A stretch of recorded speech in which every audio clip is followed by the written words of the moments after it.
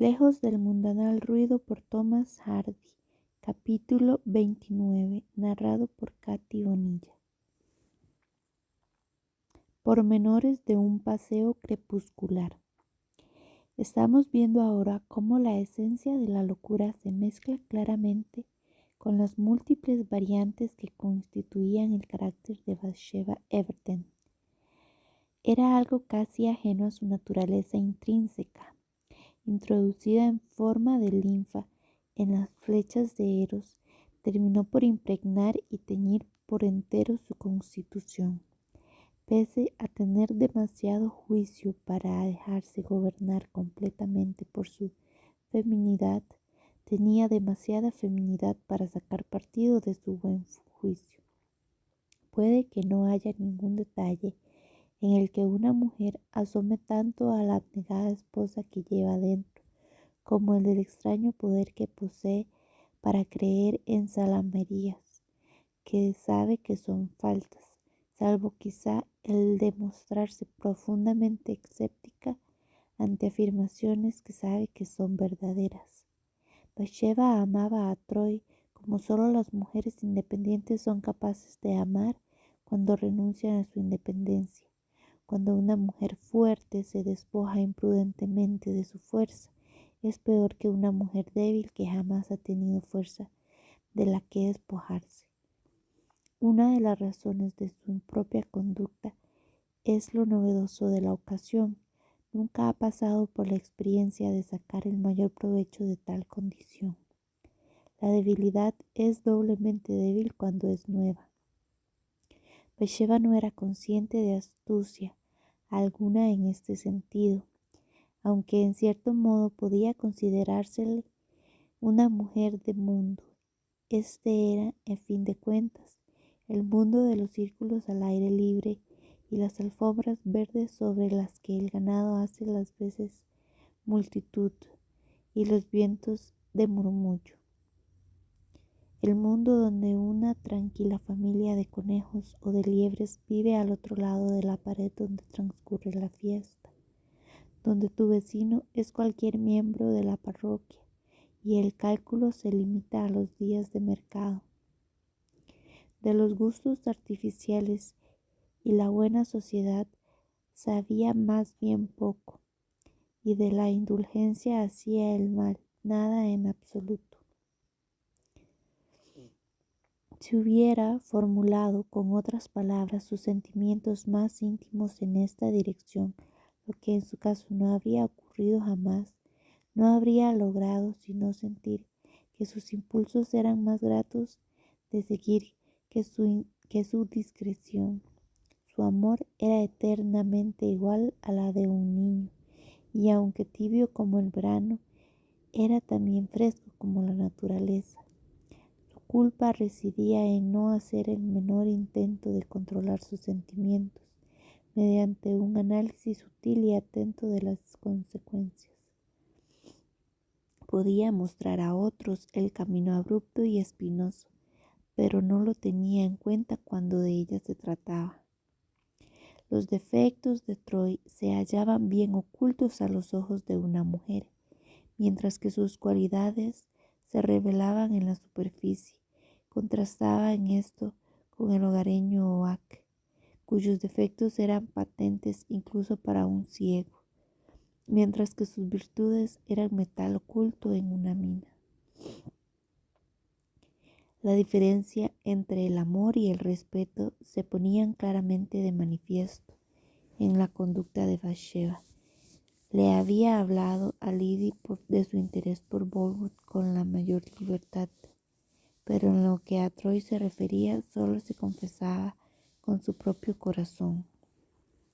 Gabriel había caído en la cuenta de este encaprichamiento y pensaba en ello con preocupación desde el momento en que salía a los campos hasta el momento en que regresaba, y hasta bien entrada la madrugada durante más de una noche.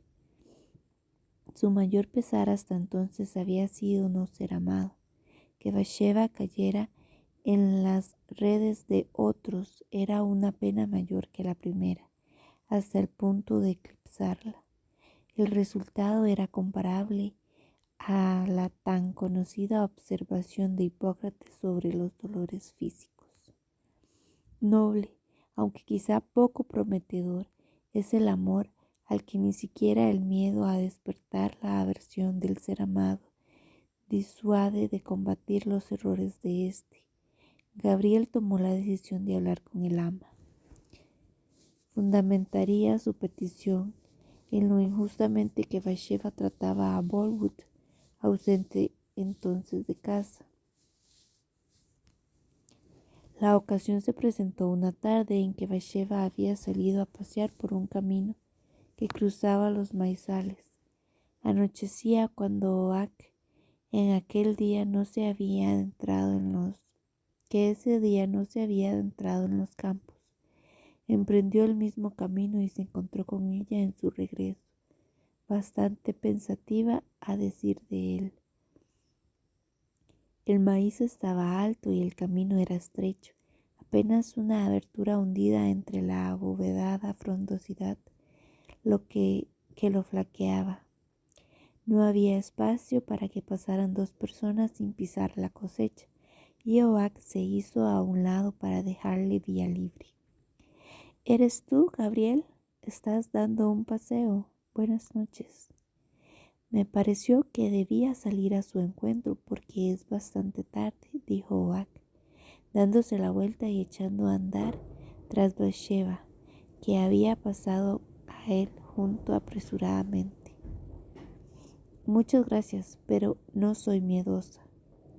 Eso ya lo sé, pero hay mala gente por ahí. Yo nunca me encuentro con ella. Con asombrosa ingenuidad, Oak intentaba presentar al galante sargento como mala gente, pero el plan se hizo añicos. No bien se le ocurrió que aquel era un comienzo bastante torpe y demasiado directo. Probó con otro preámbulo. Y como el hombre que de manera natural vendría a buscarla está lejos de casa, me refiero al hacendado Bolwood, me dije que debía venir. Sí, claro. Siguió andando sin volver la cabeza, y durante un buen rato no se oyó nada más que el frufru de su vestido contra las gruesas vainas. Luego, con cierta acritud, dijo: no entiendo qué quieres decir con eso y que el señor Bolwood vendría a buscarme de manera natural. Lo digo por la boda que, según dicen, se celebrará entre ustedes, señorita. Discúlpeme por hablar claramente. Lo que dicen no es cierto, respondió rápidamente. No está previsto que contraigamos matrimonio. Gabriel sintió que había llegado el momento de expresar su opinión sin rodeos.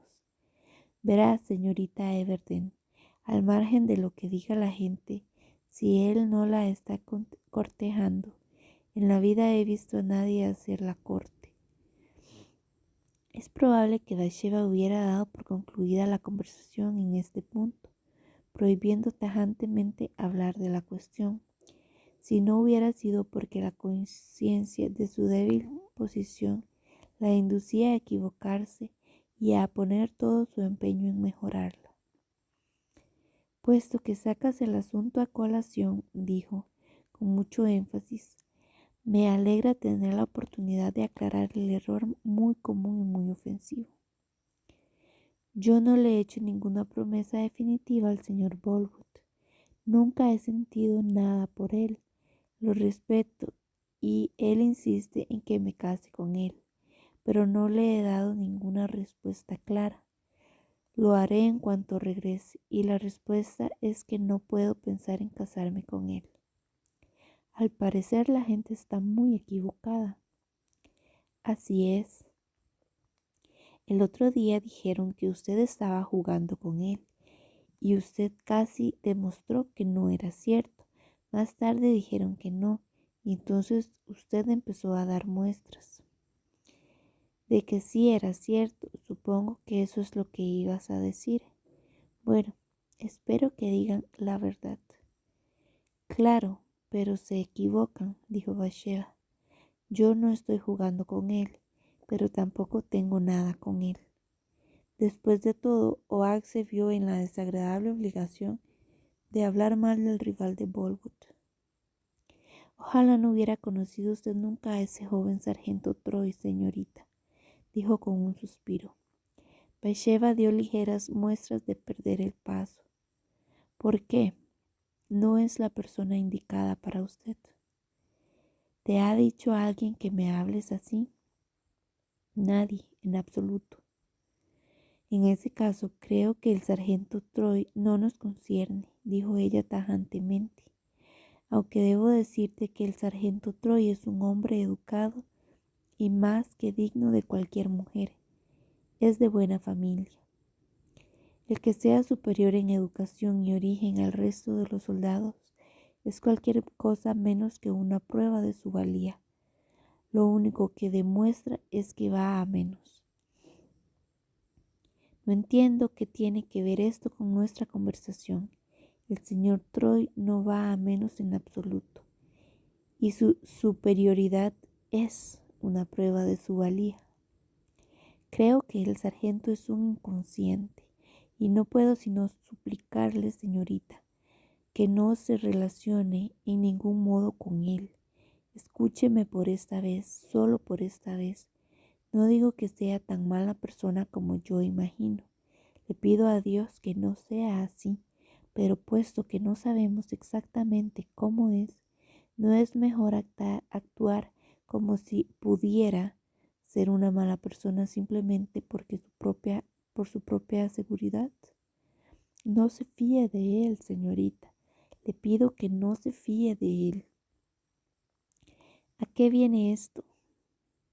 Me gustan los soldados, pero este no me da buena espina, dijo Gabriel enérgicamente.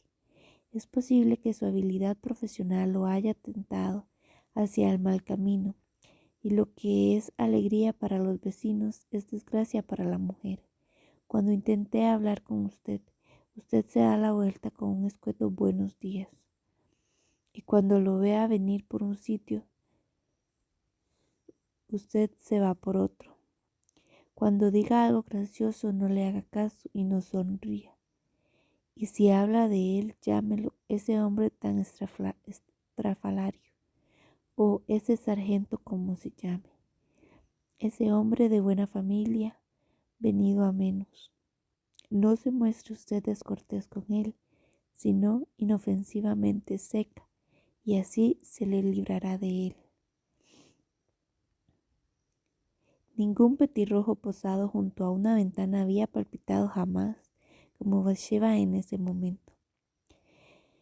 Te digo y te repito que no eres quien para hablar de él. No consiento que se le mencione, exclamó con desesperación.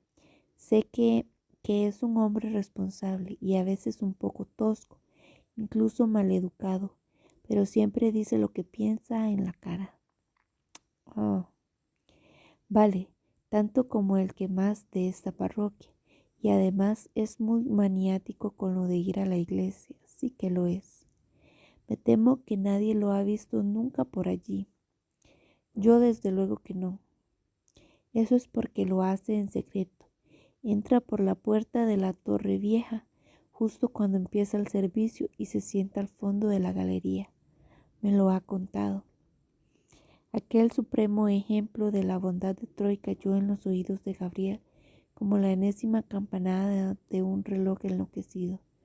No solo fue recibido con la más absoluta incredulidad, sino que puso en cuestión todas las garantías precedentes. Oak se apenaba al ver que Bathsheba confiaba plenamente en aquel hombre. Sintió un hondo pesar al decir con una firmeza que quedó anulada por el evidente esfuerzo por conservarla. Usted sabe, señorita, que yo la amo y la amaré siempre. Solo le digo esto para que piense que jamás podría desearle ningún mal. Por lo demás, lo dejo al margen. He perdido en la carrera por ganar dinero y bienes, y no soy tan tonto como para cortejarla ahora que soy pobre, y usted está muy por encima de mí. Pero Bathsheba, querida señorita, le ruego que tenga en cuenta lo que le digo, que por el bien de su honor ante sus trabajadores y por generosidad hacia un hombre honorable que la ama igual que yo, debería ser más discreta con su relación con ese soldado. No, no y no, exclamó Bathsheba con voz contenida. Usted significa para mí más que nada en el mundo, incluso más que mi vida. Por favor, escúcheme. Son 6 años mayor que usted y el señor Bolwood es 10 años mayor que yo. Y creo, le suplico que lo considere antes de que sea demasiado tarde. ¿Qué estaría usted segura de él? La alusión de Oak al amor que sentía por ella atenuó en cierto modo la rabia que en Bathsheba produjo su intromisión, pero no podía perdonarlo por consentir que el deseo de casarse con ella quedara eclipsado por el deseo de hacerle un bien, como tampoco le perdonaba su despectiva manera de tratar a Troy. «Quiero que te vayas de aquí», le ordenó, insinuando con cierto temblor en la voz una palidez que no llegó a ser visible. «No quiero que continúes en esta finca. No te quiero aquí. Te ruego que te marches». «Eso es absurdo», dijo Oak sin alterarse. «Es la segunda vez que finge despedirme». «¿Y de qué sirve?» «¿Qué finjo? Ya lo creo que te marcharás. No consentiré que me des lecciones. Yo soy quien manda aquí». «Siga adelante. ¿Cuál será la próxima tontería que dirá a continuación? ¿Cómo puede tratarme así sabiendo que hasta hace poco mi posición era tan buena como la suya? Por mi vida, Bathsheba, que me parece una insolencia. Además, usted sabe muy bien que no puedo irme sin dejar las cosas de una situación desesperada, y de que usted tardaría en salir Dios sabe cuándo, a menos que prometa contratar a un hombre válido como capataz, o como administrador, o como lo que sea. Me marcharé enseguida si lo promete». «No quiero capataz, seguiré administrando la finca yo sola», dijo, con decisión. «Muy bien, en ese caso me agradecerá que espere el momento oportuno. ¿Cómo cree que irá a la granja si solo se ocupa de ella una mujer? Tenga en cuenta una cosa, no quiero que sienta que me debe usted nada, ni yo tampoco. Lo que hago lo hago porque quiero. A veces digo que debería alegrarme de irme de aquí. No se piense que no me contento con ser un don nadie. Yo he nacido para cosas mejores. Sin embargo, no me gustaría ver cómo se arruina usted, y eso es lo que pasará si se empeña en esto. Detesto hablar con tanta claridad, pero es que su provocación hace que un hombre llegue a decir cosas que ni siquiera se le pasaría por la cabeza en otros momentos. Soy consciente de estar entrometiéndome, pero usted sabe cómo son las cosas y quién es la persona que tanto me importa, y me siento como un imbécil si me muestro cortés con ella. Es más que probable que íntima e inconscientemente Bathsheba lo respetase un poco por su inquebrantable fidelidad, algo que se manifestaba en su tono más que en sus palabras. En todo caso, murmuró que podía quedarse si lo deseaba, y de manera más clara dijo: «Ahora, por favor, déjame sola, y no te lo ordeno como ama, te lo pido como mujer, y espero que no seas tan descortés como para negármelo». «Desde luego que sí, señorita Everdene», dijo amablemente Gabriel. Se asombró de que la petición llegara en este momento, pues la discusión había concluido y se encontraban a mitad de una colina desolada, lejos de cualquier morada humana. Además empezaba a hacer tarde. Se detuvo y la dejó alejarse hasta que solo vio su silueta contra el cielo. Se produjo entonces una terrible explicación del porqué de tanta ansiedad por deshacerse de él. Una figura surgió junto a Bathsheba. No cabía duda de que era Troy. Oak ni siquiera podía permitirse escuchar, y de inmediato se dio la vuelta para poner más de 200 metros de distancia entre sí y los enamorados. Gabriel se fue a casa, pasando por el patio de la iglesia. Al llegar junto a la torre pensó en el virtuoso hábito del sargento de entrar sin ser visto y cuando el servicio ya había comenzado. Pensando que la puerta de la pequeña galería no se usaba, subió por la escalera exterior y allí se detuvo para examinarla. El pálido resplandor que aún llegaba desde el noreste bastaba para mostrar que una rama de hiedra había crecido en la pared y atravesado la puerta hasta alcanzar una longitud de casi medio metro, sujetando delicadamente el panel de la jamba de piedra. Era una prueba concluyente de que Troy no había abierto esa puerta, al menos desde su llegada a Weatherbury. Fin del capítulo 29.